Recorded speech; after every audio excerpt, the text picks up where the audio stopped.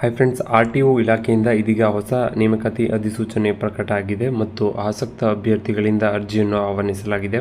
ಹುದ್ದೆಯಲ್ಲಿ ವೇತನ ಎಷ್ಟು, ಅಪ್ಲೈ ಮಾಡಲು ಕೊನೆ ದಿನಾಂಕ ಯಾವಾಗ ಅಂತ ಹೇಳ್ತೀನಿ. ಸೊ ವಿಡಿಯೋನ ಕಂಪ್ಲೀಟಾಗಿ ನೋಡಿ.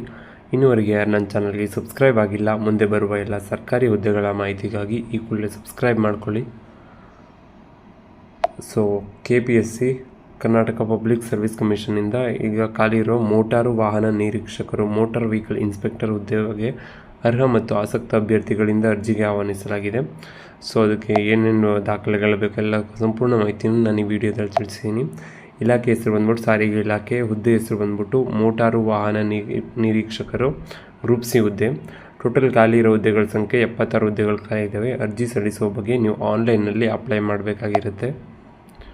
ಸೊ ವಿದ್ಯಾರ್ಹತೆ ಬಂದ್ಬಿಟ್ಟು SSLC ಅಥವಾ ತಸ್ತಮಾನದ ವಿದ್ಯಾರ್ಹತೆಯನ್ನು ಹೊಂದಿರಬೇಕು. ನೀವು 10th ಪಾಸ್ ಆಗಿರಬೇಕು.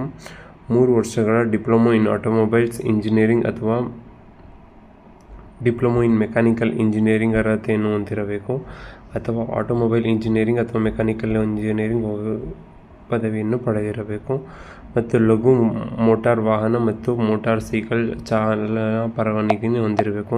ಅಂದರೆ ನಿಮ್ಮದು ಲೈಸೆನ್ಸ್ ಕಂಪ್ಲೀಟ್ ಆಗಿರಬೇಕು. ಲೈಸೆನ್ಸ್ ಆಗಿರಬೇಕು. 10th ಪಾಸ್ ಆಗಿದ್ರೆ ಸಾಕು, ನೀವು ಇದಕ್ಕೆ ಅಪ್ಲೈ ಮಾಡ್ಬೋದಾಗಿರುತ್ತೆ. ಇಲ್ಲ PU ಕಂಪ್ಲೀಟ್ ಆಗಿ, ಇಲ್ಲ ಡಿಪ್ಲೊಮೊ ಏನಾರ ನೀವು ಕಂಪ್ಲೀಟ್ ಆಗಿದ್ದರೂ ಕೂಡ ನೀವು ಇದಕ್ಕೆ ಅಪ್ಲೈ ಮಾಡೋಕ್ಕೆ ಅರ್ಹರಾಗಿರ್ತೀರ.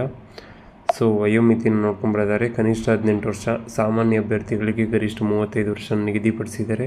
OBC ಅಭ್ಯರ್ಥಿಗಳಿಗೆ 38 ವರ್ಷ ನಿಗದಿಪಡಿಸಿದ್ದಾರೆ, ಮತ್ತು ಪ್ರವರ್ಗ, ಪರಿಶಿಷ್ಟ ಜಾತಿ ಪಂಗಡ ಮತ್ತು ಪ್ರವರ್ಗ ಬಂದವರಿಗೆ 40 ವರ್ಷಗಳ ವಯೋಮಿತಿಯನ್ನು ನಿಗದಿಪಡಿಸಿದ್ದಾರೆ.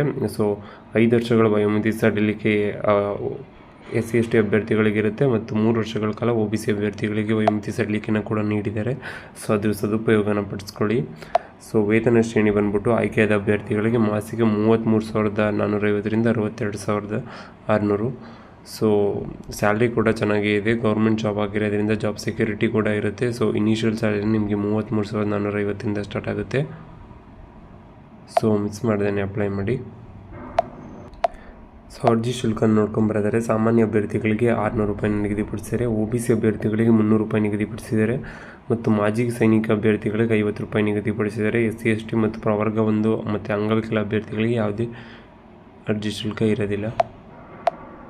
ಸೊ ಅಭ್ಯರ್ಥಿಗಳು online debit card, credit card, net banking ಮತ್ತು UPI ಮೂಲಕ ನೀವು ಶುಲ್ಕವನ್ನು ಪಾವತಿಸಬಹುದಾಗಿರುತ್ತೆ.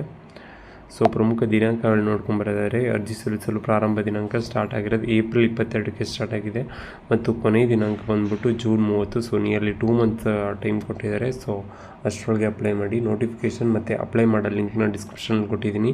ನೋಟಿಫಿಕೇಷನ್ ಮೇಲೆ ಕ್ಲಿಕ್ ಮಾಡಿ. ಮೊದಲು ಆ ನೋಟಿಫಿಕೇಷನ್ ಒಂದು ಸತಿ ಕ್ಲಿಯರಾಗಿ ಓದ್ಬಿಟ್ಟು ನಂತರ ಅಪ್ಲೈ ಲಿಂಕ್ ಮೇಲೆ ಕ್ಲಿಕ್ ಮಾಡಿ ಅಪ್ಲೈ ಮಾಡಿ. ಸೊ ಇನ್ನೂವರೆಗೆ ಯಾರು ನನ್ನ ಚಾನಲ್ಗೆ ಸಬ್ಸ್ಕ್ರೈಬ್ ಆಗಿಲ್ಲ, ಮುಂದೆ ಬರುವ ಎಲ್ಲ ಸರ್ಕಾರಿ ಹುದ್ದೆಗಳ ಮಾಹಿತಿಗಾಗಿ ಈ ಕೂಡಲೇ ಸಬ್ಸ್ಕ್ರೈಬ್ ಮಾಡ್ಕೊಳ್ಳಿ, ಮತ್ತು ವಿಡಿಯೋ ಇಷ್ಟ ಆಗಿರೋ ಲೈಕ್ ಮಾಡೋದನ್ನ ಮರಿಬೇಡಿ.